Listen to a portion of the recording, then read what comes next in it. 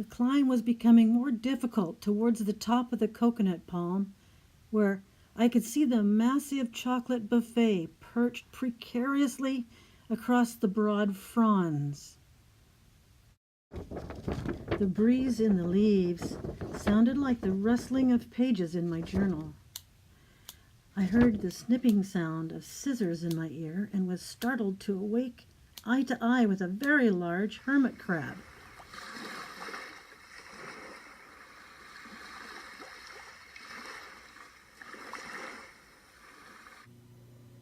As I struggled to brush the salty sand from the side of my face, I slowly realized that our Disney cruise ship had truly sunk, and I was stranded alone on this deserted island.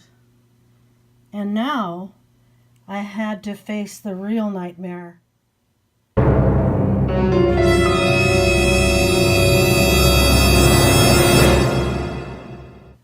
Nik the Booksmith's Deserted Island Journal Challenge.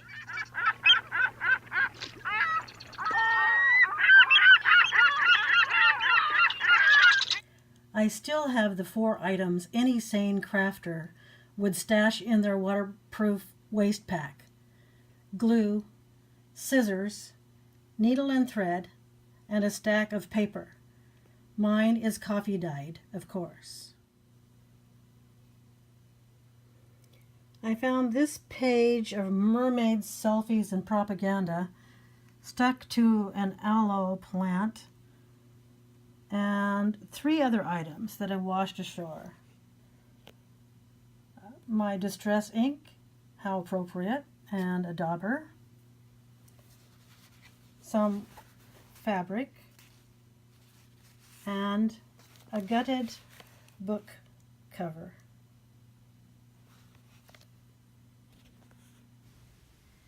Hey, I have a question for you. Is there any purpose in ironing one's coffee-stained papers? The reason I ask is because there's only one iron on this island, and it's hidden where I can't find it. The mermaids use it to iron their socks when they rarely come ashore. They are so selfish and silly. They have no idea what to do with their feet when they get them.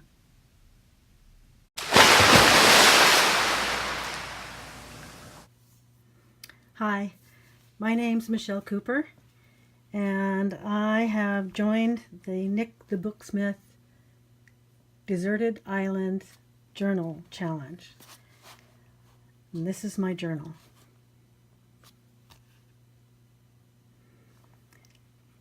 So the title of the journal is Mermaids Are Real.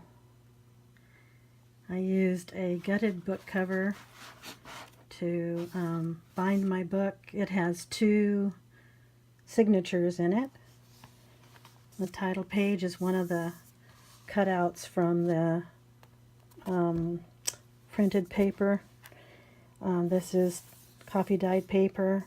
I thought that the sort of shredded looking strands of the 3-ply bamboo thread looked like seaweed, so I decided to put some of that on there. I've bound it with hidden binding inside, and I've used my fabric to cover the existing inside cover. There's a little pocket here. My address is 8. That's the 8th palm to the left of the cliff, and I don't know who to send this to. Here's a folded envelope that I learned how to fold from Tina. Vectoria Designs. That's cool, a cool way to fold. This address label comes from the coffee dyed paper that was folded into creases and then run along the actual pad of distress ink. I'm using the what's that called? It's Vintage Photo. And then, so here's goes back into this little tuck pocket here. I used this subtitle from the top of the paper that I had, that 12 by 12 paper that I had. I thought that when I crinkled, got it wet and crinkled the paper and got it wet again, that it made this really kind of cool bubble, you know, when the sand gets wet, and it kind of makes it look kind of bubbly, and the waves are coming in and out. And I thought that the coffee dyed paper made it look that way, so I put 2 pieces of paper back to back for the first part of the signature. And then this is one of the cutouts from the paper, and then this is just a piece of coffee dyed paper. I made my own templates, my own stencils by free cutting out of the paper, and then stamping with distress ink. I used the lid of my glue to print bubbles with the distress ink. I made a tuck pocket with a little booklet in it, and I used the knots on my string here to count the days, and I used the edge of the ink to count how many ships went by without any rescue. And this is just a little booklet with extra paper in it. Tuck goes here, tuck goes here. You can even tuck something in here.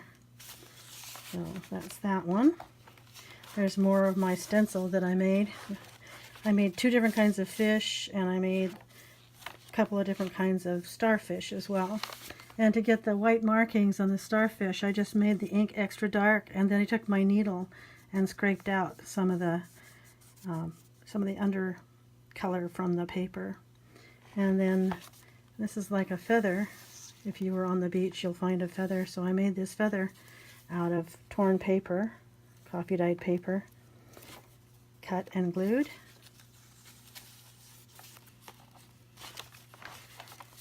There's some more of the starfish that I made my own stencil out of. Here's the bigger ones up here. Then these 3 pieces of paper, as I tore them out, they seemed like waves. And I like the variety of the different colors that were on them too. Just like these waves that the mermaids are playing in. And this is a rare type of seaweed that they grow on that island. It's blue, and the mermaids harvest that all the time. Here is another little tuck spot. Let's see if I can find something to put in it. I think this is too big, but oh yeah, see, there's a little tuck spot right there. Here's another one over here. One of the pictures that was in the paper. Here's a tab that I made, and I made some French knots out of my thread, like bubbles. And this was one of the words that was on the title of my paper, my 12 by 12 paper. Here's this tuck spot is 2-sided, as I'm saying. See, there it is, 2-sided. Here's a little envelope where you can write a list of things. And this is where I folded the paper, and then I used the paper against the ink to make the dark lines. And those were straighter lines than I could make any other way that I could figure out. And this just folds back up here, and then tucks in here. And this is one of the sayings that was on my scrapbook paper. I must be a mermaid. I have no fear of depth and a great fear of shallow living, by Anais Nen.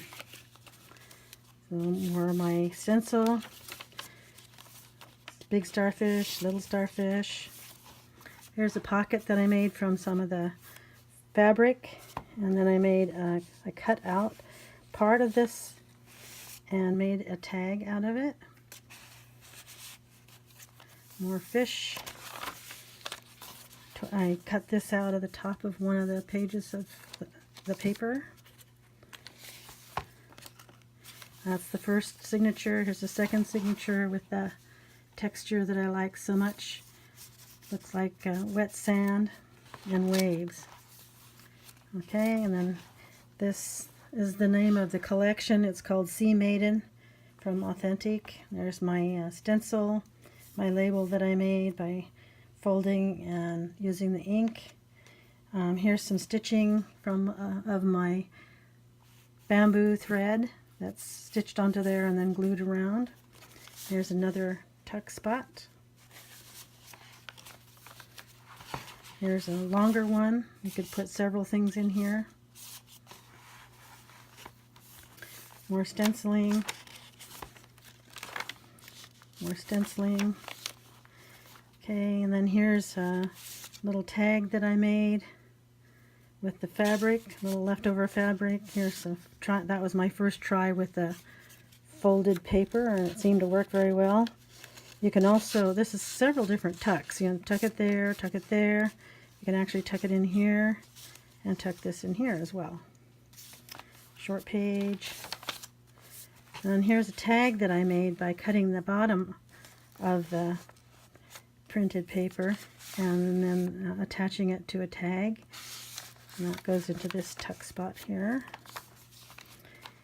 Then I have the middle of the signature.